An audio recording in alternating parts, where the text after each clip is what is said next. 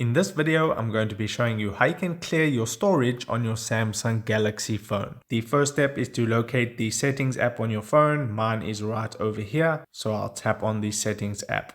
Once you're on the settings app, you want to scroll down till you find battery and device care. It's over here.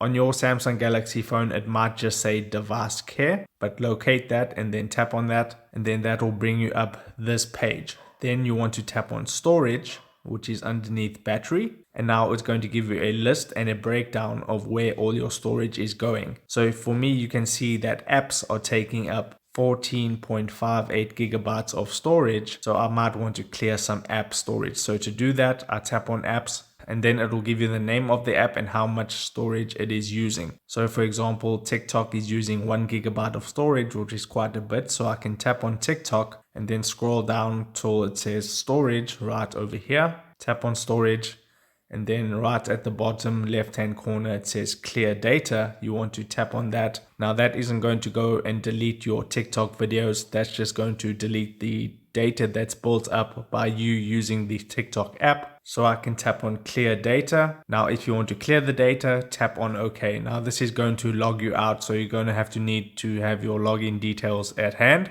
but you can tap on OK and then the data will be cleared. And then you can go back and you can repeat that process for as many apps as you want.